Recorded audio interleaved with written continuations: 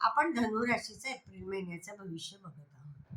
आता इथे स्थिती अशी आहे की बुध राहूसारखे तृतीयात ग्रह आहे, म्हणजे तुमचं कर्तृत्व हे अतिशय चांगलं होणार आहे, पराक्रम अतिशय चांगला होणार आहे.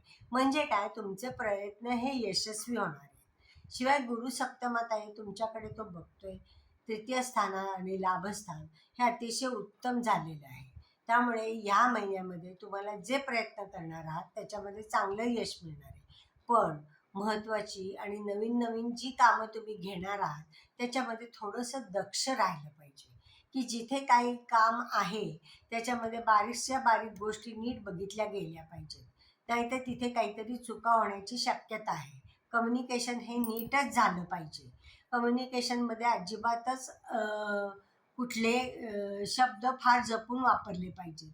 त्याचं नाहीतर पराचा कावळा होण्याची शक्यता आहे. एवढंच, बाकी काही नाही. तसं तर तुम्ही धनुराशीची लोक अशी फार एकदम चुकीचं बोलत नाही, पण स्पष्ट बोलतात. पण एखाद्या वेळेला ते पण जपून बोला, त्यातून तुम्हाला फायदे होतील. त्याच्यानंतर संततीचं कला क्रीडा क्षेत्रामध्ये अतिशय उत्तम प्रगती तुम्हाला होताना दिसणार आहे आणि त्याच्यातनं त्यांचं नाव होईल असं काहीतरी मुलं करण्याची शक्यता आहे. स्वतःचे प्रयत्न इथे चांगले होणार आहेत आणि मित्रपरिवार आणि इतर लोक तुम्हाला चांगलं सहकार्य करणार आहे. व्यापार व्यवसायामध्ये आर्थिकदृष्ट्या अतिशय चांगला काळ जाणार आहे.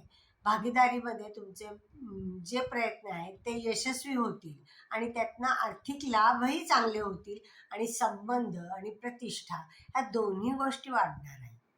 हे या काळामध्ये अतिशय उत्तम होणार आहे आणि प्रयत्नाचे चांगलं तुम्हाला फळ मिळणार आहे आणि सगळ्या गोष्टी मिळताना लाभही तुम्हाला वेगवेगळ्या प्रकारचे आणि चांगल्या प्रकारे मिळणार आहेत. म्हणजे जिथे थोडा लाभ मिळायचा होता तिथे जास्त लाभ मिळेल. या गोष्टी तुम्हाला यावेळेला चांगल्या मिळणार आहेत. त्यामुळे हा महिना तुम्हाला निश्चित चांगला जाईल. फक्त घरामध्ये थोडंसं लक्ष द्यावं लागणार आहे. घरात एखाद्या वेळेला वादविवाद होण्याची शक्यता आहे. थोडंसं वातावरणामध्ये थोडंसं बदल होण्याची शक्यता आहे.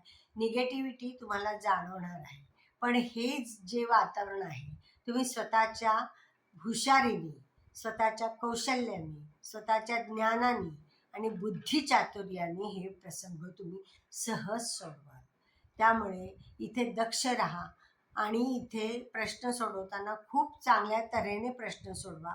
इथले सगळे प्रश्न सुटतील. घराची कामं जी महत्त्वाची आहेत, एखाद्या वेळेला घरामध्ये तुमच्या कामं काढाल तुम्ही, त्याचाही त्रास होऊ शकतो.